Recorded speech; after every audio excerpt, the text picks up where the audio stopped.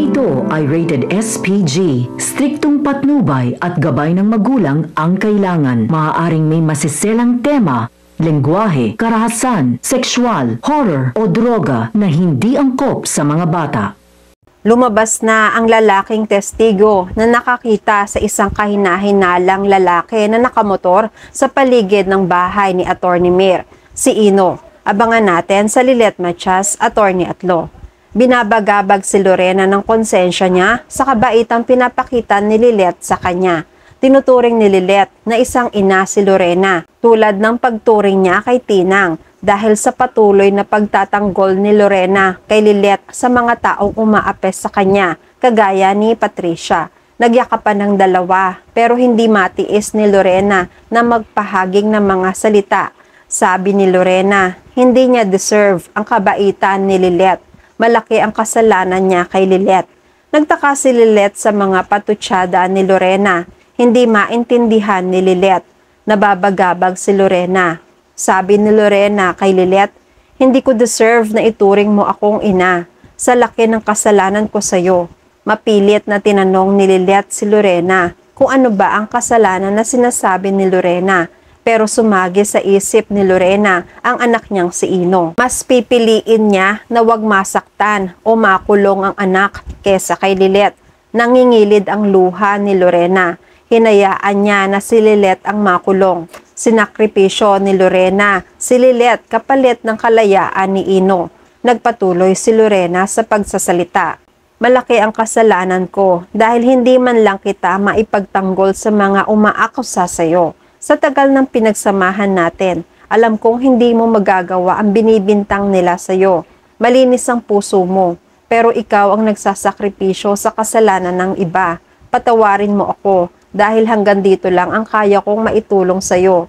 Kahit araw-araw dadalawin kita, ibibigay ko lahat ng pangangailangan mo. I'm sorry kung yan lang ang kaya ko. Hindi ko man lang maibigay ang kalayaan mo. Naaawa naman si Lilet. Wala siyang kaalam-alam na tinatraidor na pala siya ni Lorena. Sabi niya, wag po kayong mag-alala ka Lorena, lalaban ako. Hindi ako titigil hanggat hindi ko nahuhuli ang tunay na may kasalanan. Palalabasin ko ang tunay na kriminal. Kailangan siya ang makulong, hindi para makalaya ako. Gagawin ko ang lahat ng ito para sa nanay ko. Para makamit ni Atty. Mir ang katarungan na nararapat sa kanya. Nanginginig naman sa takot si Lorena. Kilala niya si Lilet. Matapang, magaling at matalino. Hindi malabo na makamit nito ang katotohanan. Simula na ang hearing. Narito si Evelyn. Pinapaturo sa kanya kung sino ang nakita niyang suspect sa pagkawala ng amo niyang si Atty. Mir. Natatakot si Evelyn pero mabilis niyang naituro si Lilet. Galit na galit si Tinang kay Evelyn. Gumawa siya ng ingay rito. Pero pinatigil rin siya agad ng judge. Kalmado lang si Lilet dahil alam niya ang totoo. Napansin ni Atty. Renan na relax lang si Lilet. Nung si Lilet na ang magtatanong kay Evelyn, ginisa niya si Evelyn. Nagagalit siya kay Evelyn pero pinipigilan niya ang nararamdaman. Tinanong niya si Evelyn, kung talagang loyal ka sa amo mo, bakit hindi mo man lang nagawa na ipagtanggol siya at bigla ka na lang tumakas at nagtago? Bakit? Dahil natatakot ka? Dahil alam mo na kapag nilabanan mo ang suspect ay sigurado ka na matatalo ka o maaaring maging kagaya ka ng biktima na mawalan ng buhay dahil mas malakas siya sa'yo? Kung ang kagaya ko, di umano ang suspect na nakita mo na mas maliit at mas mahina sa'yo. Hindi ka matatakot dahil mas liyamado ka. Bakit hindi ka nakipaglaban? Gayong sinasabi mo na loyal ka. Isa lang ang ibig sabihin yan. Ang nakita mo ay mas malakas kesa sa'yo. Kaya ka tumakbo dahil ayaw mong madamay. Umiiling si Evelyn dahil alam ni Evelyn sa sarili niya na totoo ang sinasabi ni Lilet. Hindi niya alam ang isasagot. Napahanga ni Lilet si Atty. Renan dahil pareho sila nang napansin sa inaral na kaso. May ibang tao na sangkot at hindi ito si Lilet. Nakaismid si Era. Galit na galit siya. Nung matapos ang hearing, nagkausap ang magkapatid. Nagkaharap sila bago bumalik sa kulungan si Lilet. Walang ibang pinaniniwalaan si Era. Sarado ang isip niya. Para sa kanya, si Lilet ang pumatay sa nanay niya. Palaban si Lilet. Kahit kapatid niya si Era, wala na siyang pakialam kung ano pa ang gustong paniwalaan ni Era dahil paninindigan ni Lilet na wala siyang kasalanan. Sabi ni Era, kung sigurado ka na hindi ikaw ang pumatay kay Mati, then who did? Sumagot si Lilet, kung sino man ang may gawa nito sa nanay natin, palalabasin ko siya. Konting panahon pa at siya na ang makukulong dito at hindi ako. Nakatingin si Attorney Renan. Humahanga siya sa katatagan ni Lilet. Isang araw, may isang lalaki ang tumawag kay Kurt para makipagkita. Magsasalita siya nang nalalaman niya tungkol sa pangyayari kay Attorney Mir. Nagkita sila sa isang restaurant. Wala nang paligoy-ligoy pa. Tinanong agad ni Kurt ang lalaki kung may alam ba ang lalaking kausap tungkol sa kaso ni Attorney Meredith Simmons. Agad ring sumagot ang lalaki. May nakita siya nung gabing yon. Isang lalaki na kahina-hinala ang kilos. Nakaabang malapit sa bahay ni Attorney Meredith. May dala siyang sasakyang motor.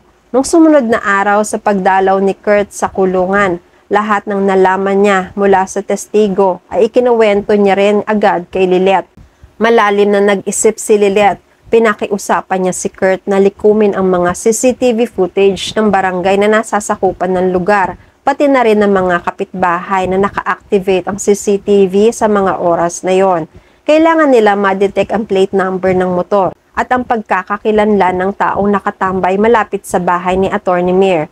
Sa kabilang banda, umiiyak si Ino. Narinig siya ni Lorena na palaging nakasubaybay sa kanya. Nagising si Ino mula sa isang bangungot.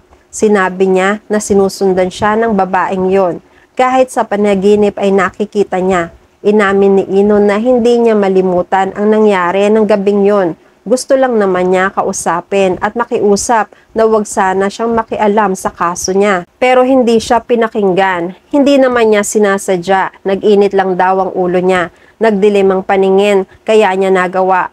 Nag-alala naman si Lorena para sa kalagayan ng anak. Awang-awa siya. Sa may pintuan na hindi sinasadya na marinig ni Marites ang pinag-uusapan ng mag-ina. Alam ni Marites na problemado ang mag-ina dahil sa kasong kinakaharap ni Ino. Nakokonsensya na rin si Marites sa mga nalalaman niya. Takot na takot siya. Plano na niyang aminin ang lahat kay CRD.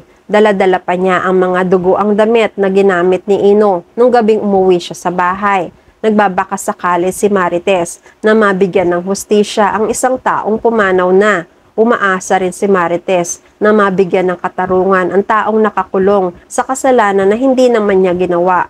Magtatago muna si Marites at mag-iipon ng lakas ng loob hanggang makakuha siya ng tiyempo. Nakita niya na nag-iisa si CRD.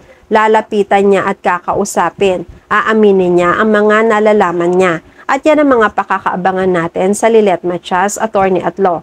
Please like this video and please subscribe to my channel. At magkita-kita po muli tayo sa mga susunod pang episodes.